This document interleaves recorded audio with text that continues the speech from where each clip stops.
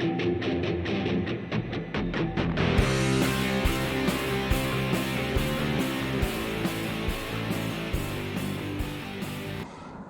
everyone, welcome to Knackler's workshop, and what I think you can just about see here is 3 Unimat lathes. So this is a Unimat 1, and this was given to me by the chap I purchased this Unimat 4 from. But we're not going to talk about this too much today. I just wanted to give you a bit of a look about how small that was, and we'll do a different a video on that at some time. I'm not sure it's any good, but out of interest it might answer a few questions for anyone considering one of these. So we'll look at that at a different time. Yeah. So really what I think the purpose of the video today really is, let's move the coffee because it's in the way, is to just show the difference between size-wise between a Unimat SL and a Unimat 4. Now a 4 is, please correct me if I'm wrong, and any viewers, I would suggest you watch the you read the comments, because that's where people are kind enough to correct me if I get something sort of slightly incorrect. The Unimat 3 is identical to the 4, with one exception, that it has a casting here for the upright, for the milling functionality. The Unimat 3s were made in Austria, along with, as with the other Unimats, but the 4 was subcontracted out to Taiwan. So I believe dimensionally it's all the same, however it's just made in a different location. My understanding is it's somewhat got a bad press, but that could just be because it's been made somewhere different. Not having a Unimat 3, it's very hard for me to make a judgment call on that. So if we look at just the general footprint, they look pretty much the same. So we get a measuring stick out. So we've got about 7.5 inches from the chuck, obviously the end of the spindle, to where a centre is. Not very well planned, I haven't got a centre on this one. So this one's about 7, so with a centre it'd probably be about 6 3/4 inches. So this is got slightly larger as far as the between centres measurement. If we look at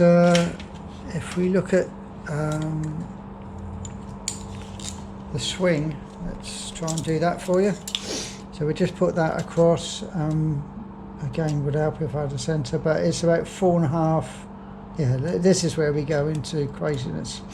Half a metric, half an imperial.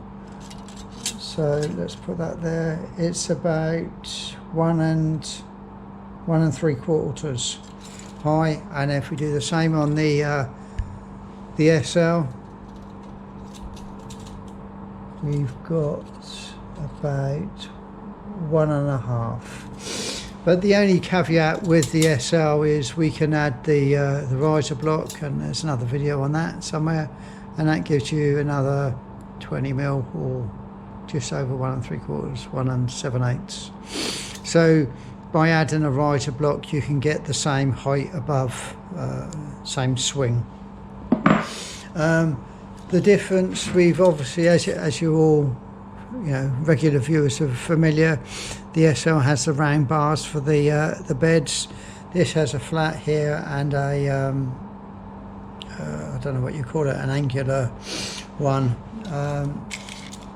So that makes it slightly different. We've got the lead screw on this side, where it's more in the centre on the SL. If we look at chucks, so let's do it with that one. If we go, let me just make sure you can see. Let's continue in inches, I suppose. So we got 2.5 inches, just the outsides of the chuck. That's for the 𝗏𝐶4 or 𝗏𝐶3/4. And if we look at the SL, we've got about 2.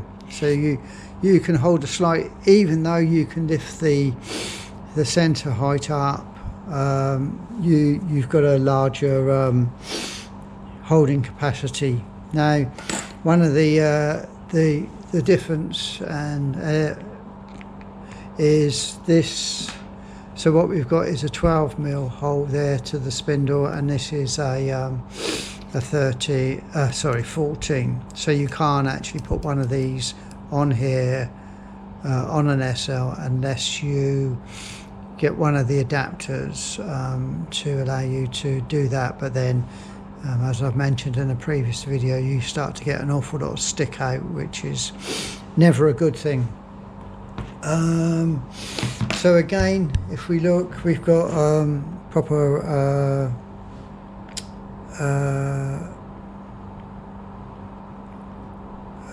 V-ways for the cross slide, and there's a gib. We've got a gib here, so it's all, you know, it's turning into a sort of a mimic of a more traditional lathe. Mimic, I don't know if that's the right word, but using technologies from or design features of a more contemporary lathe, as opposed to the bars here, which don't give you any real adjustment. So potentially, I would say you have the ability to adjust these with wear, you know, to compensate for wear and such like. It's immensely annoying because that just plonks on the ground, very stable and everything, and this wobbles. I know you would bolt it to the bench or a piece of wood or something, but even so, it just doesn't feel quite the same. You can make these look quite beautiful, I think, and that's always nice to work with a tool that looks good. These a 3 and a 4, I have a feeling that, you know, they've probably gone function over form. Actually, now I've wound that back, we've probably got a slightly longer between centres. No, about 8 inch, no, 7 3/4. Yeah, so function over form, I think, is this has got, whereas this can be made to look quite pleasing to the eye. We've got on the sides here, I don't know whether you can see that. Let me try and lift that up a little bit for you. We've got pulley, same sort of pulley system. As you can see, this thing's hardly ever been used, so it was quite interesting. I mean, I don't really plan to use it. It was just for another project that I'll show you in the new year, but it was an extremely good price, so that's why I got it. Apologies for the sniffing, it's very cold in the Knackler's workshop today. We've got, you know, we've moved again into the modern age where we've got proper turn on and offable switches, so I think you know, for the safety conscious, I guess this is all a step forward. It just isn't as pleasing to the eye, but I think in reality it probably is a fitting replacement for the SL. What I would say is the 4s seem to be a whole lot cheaper than the 3s. Now, whether that's a true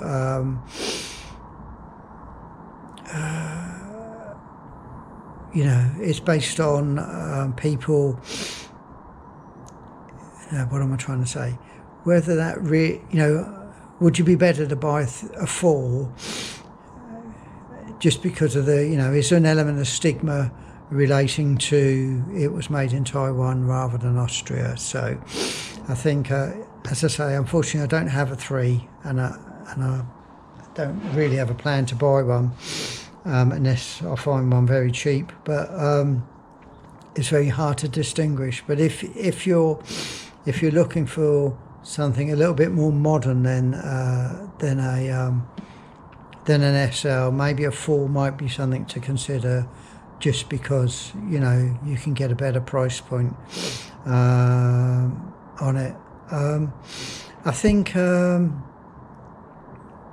all the accessories, so the 3 and the 4s, they have, you know, as you guys have probably seen, there's plenty of accessories for the SL, and you know, my videos have shown those.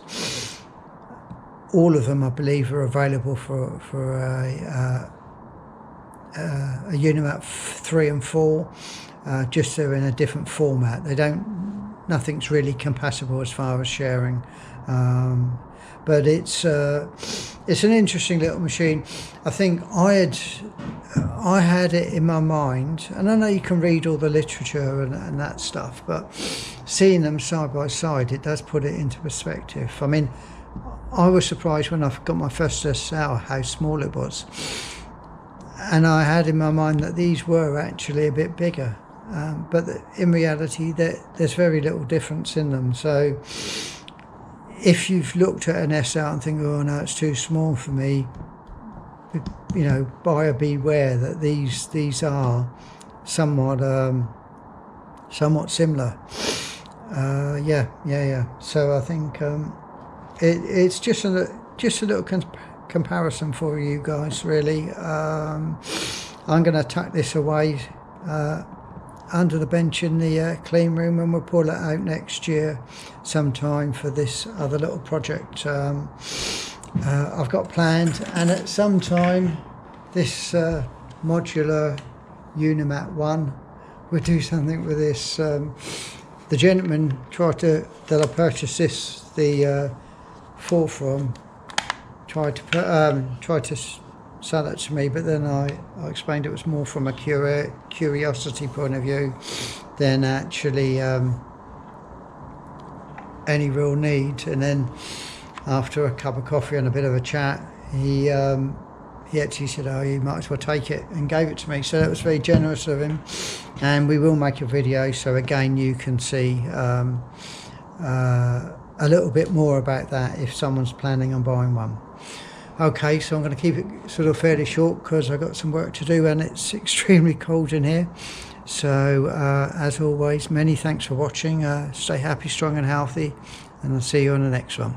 Cheerio.